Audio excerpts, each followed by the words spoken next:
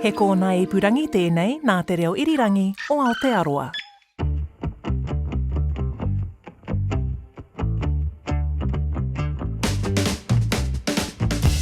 Hi, Anna Thomas here for Culture 101. Every Sunday just after 1:30, one of our regular reviewers checks out the latest on the big screen. This week, Dan Slevin's looking at some New Zealand International Film Festival options. Kia ora, Dan. You've had a preview of the New Zealand Film Festival offerings, which gets underway this week. I think you can check out the website to find out where and when it's on in your region. Dan, you've picked a few favourites. I think ARCO is the first one you will talk about, a family animated film co-produced by Natalie Portman about a young boy from the future who steals his sister's time travel suit. Tell us a little bit more about it, Dan. Well, kia ora, Anna. It's nice to talk to you again. And excuse me, just a little bit croaky still. This is a film that I really enjoyed. Everybody, I think every kid needs an animated film in their life that ends up kind of destroying them, making them cry, because it's so sad, happy, happy, sad. And ARCO is one of those. It's a terrific fantasy story about a boy from sort of around about the year 3000 who is frustrated as a 10-year-old. He's not allowed to go back in time with the rest of his family because you have to be 12 to be able to do it. And he's desperate to see some dinosaurs, as 10-year-olds want to do. So one night, in classic fashion, he steals his sister's suit, thinking that he can just go and have a bit of a blat around the past. He doesn't go very far back, though. He gets to 2075. Obviously, no dinosaurs there. And Earth in 2075 is kind of familiar to the rest of us. It looks not a million miles away from what our current world is, except everything is much more automated. There are domestic robots doing all of the work, and all the adults wear sort of virtual reality glasses. And on the surface, it looks like it's kind of cool future. But as he learns more about 2075, we realise that actually it's kind of a dark period, and things aren't going well for the planet or for humanity. And it may be that ARCO's understanding of what the distant future holds might be the clues that will save us from a fate that we do not enjoy. So, look, we've got a clip from it here. This is Mickey, the house robot, and in 2075, trying to provide a little bit of support to 10-year-old Iris, who is a local who is going to befriend ARCO when he arrives. Everything all right? I can't sleep. Make a little room for me, okay? Tell me what's wrong. Nothing, I said. I'm fine. I'm sure they'd prefer to be with you instead of the office. When you're a grown-up, you can't always do what you want. Do you think wishes really come true? Like in fairy tales? I don't know, Iris. But what's to stop you from trying? Oh.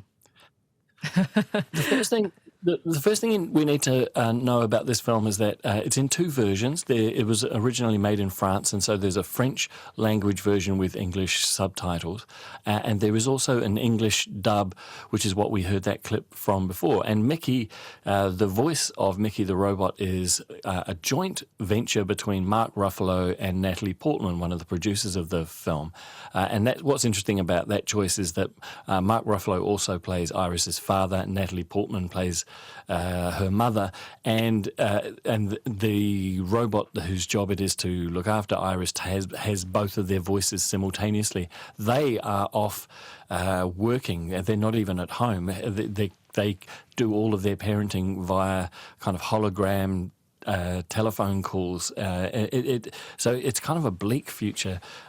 What I would also say about the different language versions is, and this is something that confused me for a little while because I was relying on the New Zealand International Film Festival website, it does say on the webpage that the film is in French with English subtitles. But if you go to the book, the printed copy of the program, it says that most of the sessions, there are some sessions in French with English subtitles, but most of them are the English language version. And you do have to pick the right session depending on which language you want to hear it in.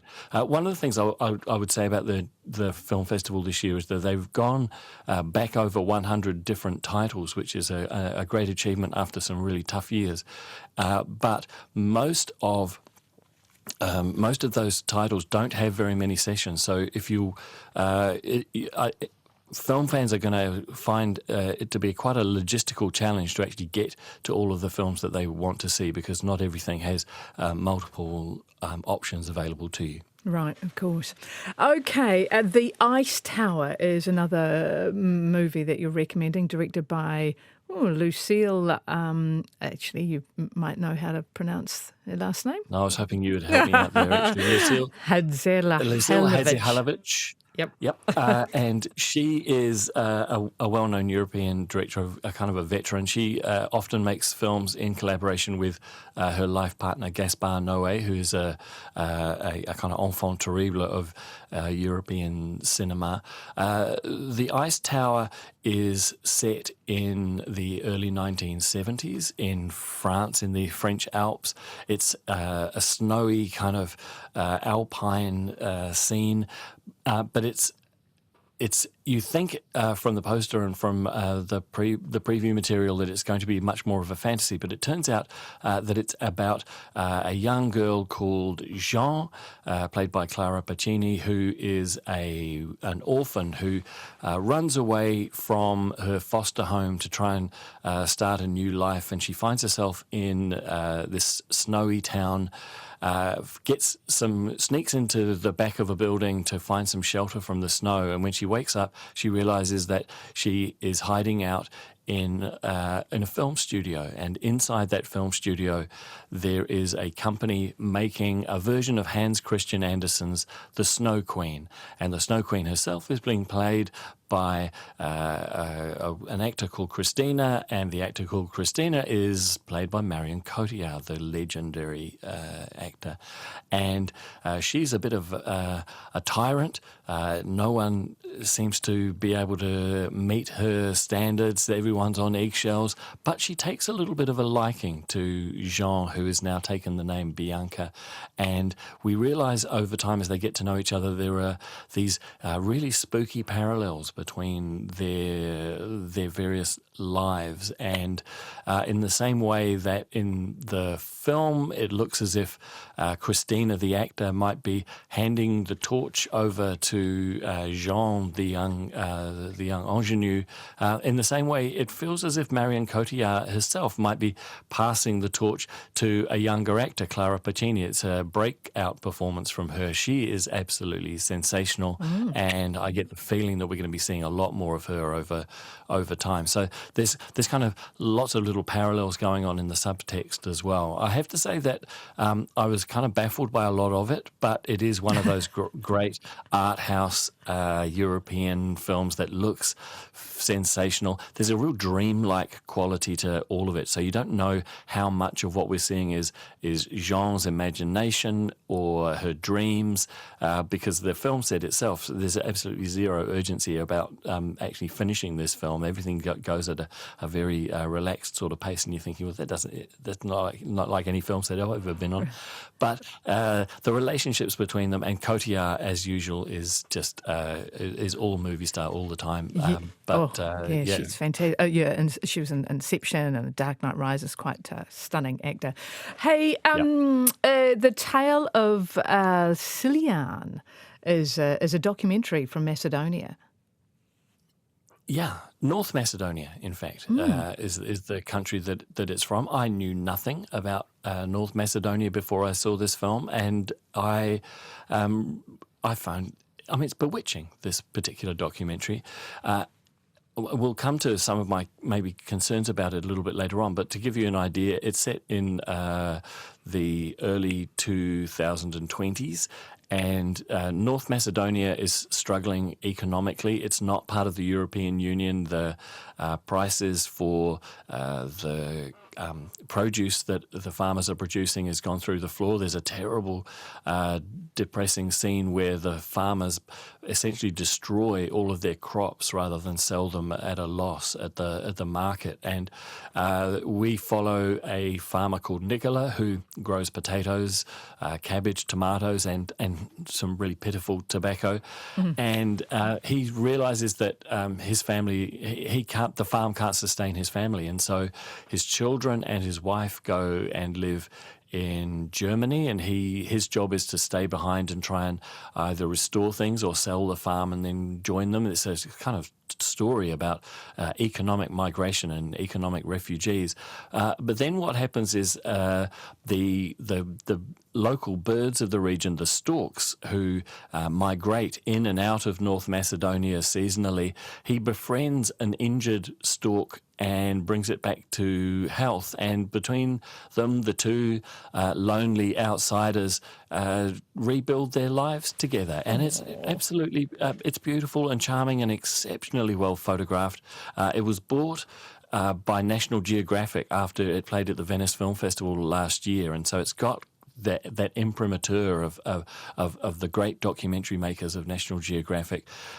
My thoughts about it, it almost feels too good a story to be true, and you're thinking, how much manipulation are we experiencing here? Or it might well be that the director Tamara Kotevska has, I would imagine, probably would spend her time following lots and lots of different families and people and stories, and hoping that one of them would turn into gold like this one has, because it's beautiful and sweet and human, and the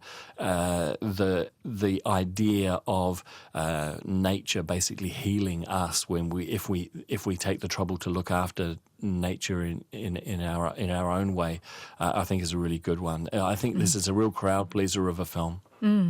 A couple of minutes left, Dan. Your final film pick is called Rose.